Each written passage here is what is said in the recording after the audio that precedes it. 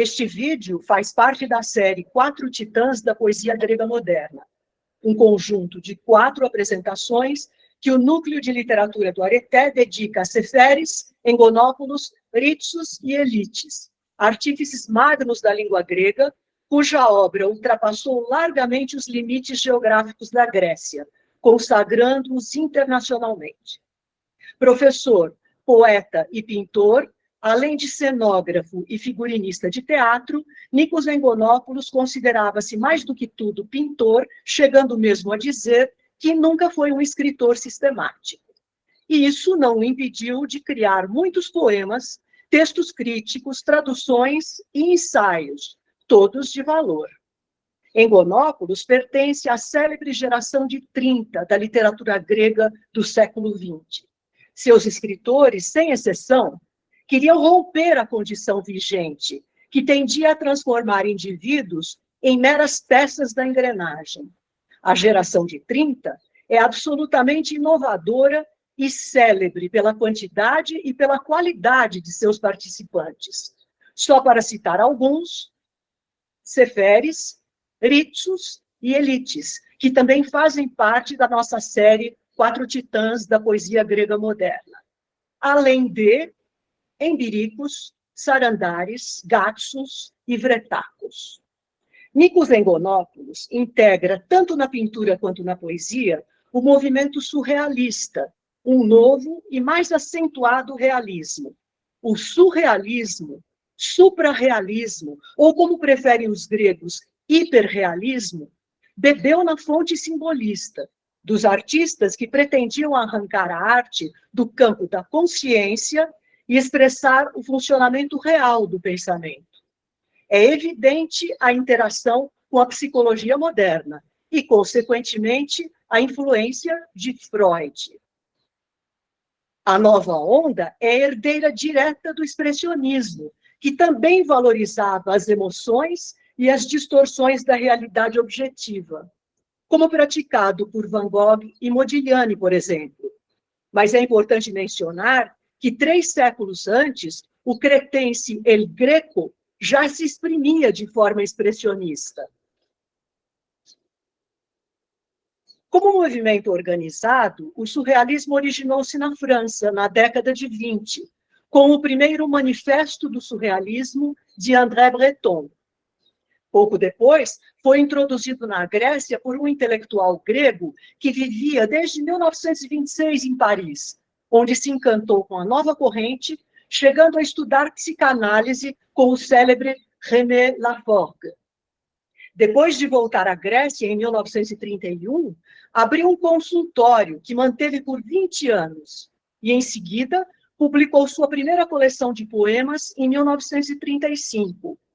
Trata-se de Andreas Embiricos, considerado o primeiro psicanalista grego e também o mais ortodoxo dos surrealistas.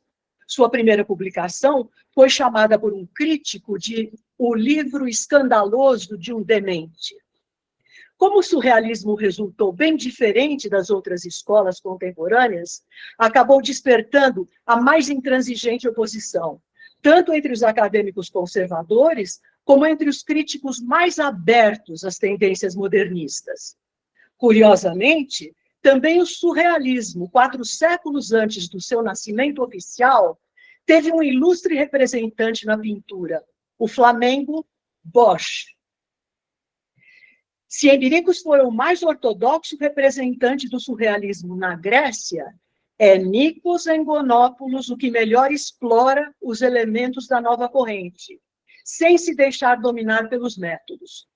Por isso foi sempre original, tanto na obra poética quanto na pictórica, e é considerado o mais provocador.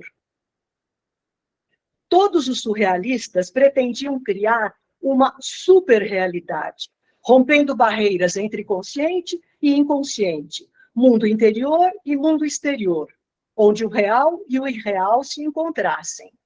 Para tanto, se empenharam em favorecer o automatismo do pensamento e abolir o controle exercido pela razão. Exprimir-se sem censura, sem intervenção da inteligência crítica. incorporar a simbologia dos sonhos e a livre associação das ideias, erotizar a vida cotidiana e a linguagem, libertar as manifestações artísticas de antigas amarras e acolher as novas formas de expressão. Paradoxalmente, o surrealismo francês não se ligou à música, embora muitos de seus poetas visassem fazer das palavras um jogo musical de imagens em movimento. Na Grécia, porém, os poetas surrealistas eram extremamente sensíveis à arte musical.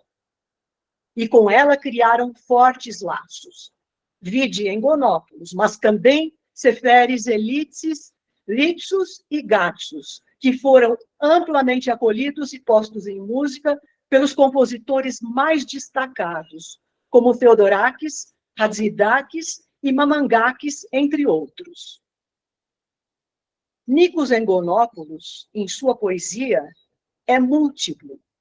Tanto critica com perfeição o duro momento histórico-social, como denuncia sem piedade autoridades e instituições. E, além disso, também consegue ser intensamente lírico, como nos seguintes versos. As mulheres que amamos são como florestas, onde cada árvore é uma mensagem de paixão. Se nessas florestas nossos passos nos enganam e nos perdemos, é então precisamente que encontramos a nós mesmos. Nada, é óbvio, poderá nos amedrontar, já que a densa folhagem seguramente nos protege, pois as mulheres que amamos são como florestas. Apesar da importância do seu trabalho, Engonópolis surgiu relativamente tarde no panorama artístico grego, mais precisamente nos círculos intelectuais de Atenas, sua cidade natal.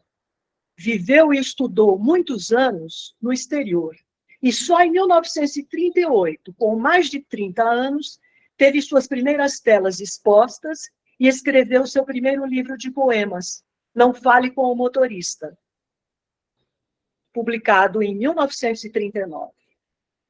Diz ele numa poesia da coleção: se no lugar de uma invisível harpa eólica que me serve de cabeça, eu tivesse uma lápide quadrada de sabão verde, talvez então, e só então, eu poderia falar das fugidias visões de alegria que enxerguei uma vez, quando criança, olhando com devoção dentro dos olhos redondos dos pássaros.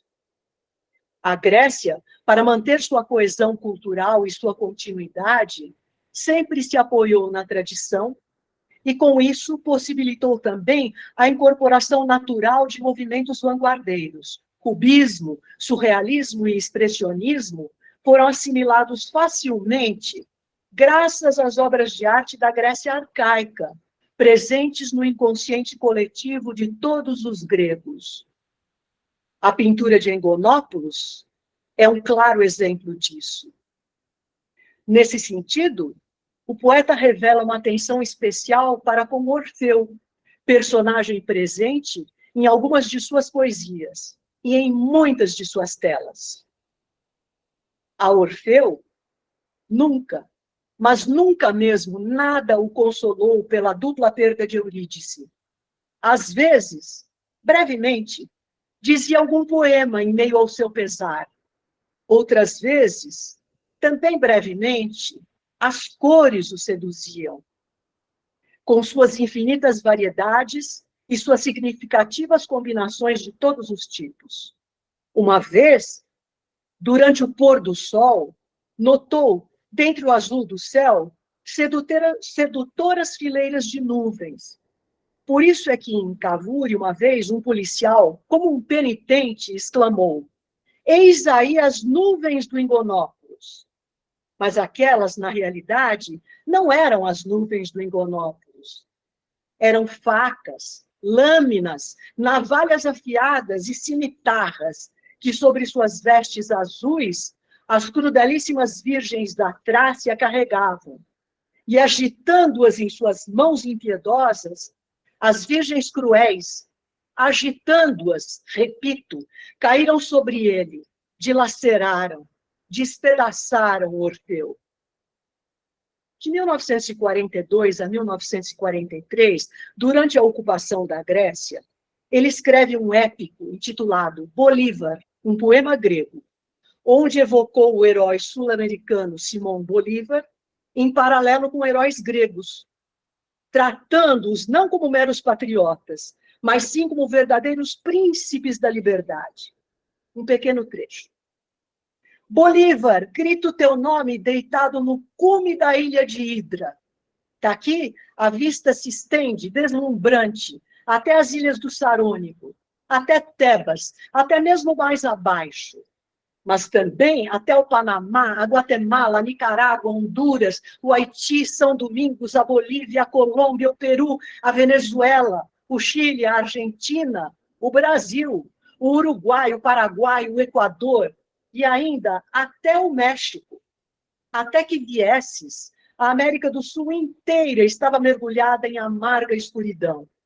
Agora, teu nome é uma tocha acesa que ilumina as Américas, a do Norte e a do Sul, e o mundo. Bolívar, tu és belo como um grego. A coleção seguinte, Eleusis, é de 1948, quando Engonópolis já era um destacado professor da Politécnica de Atenas e também participante ativo da Associação de Belas Artes. É dessa coleção o texto seguinte, escrito em plena guerra civil grega. Esta época de conflagração interna não é época para poesia e coisas similares. Ao se escrever algo, é como se escrito fosse no verso de um anúncio fúnebre. Por isso os meus poemas são tão amargurados, e quando, aliás, não foram, e são também, acima de tudo, tão poucos. Os quadros de Engonópolis começaram a ser expostos sistematicamente a partir da Bienal de Veneza, de 1954. E daí em diante, suas telas viajaram pelo mundo afora.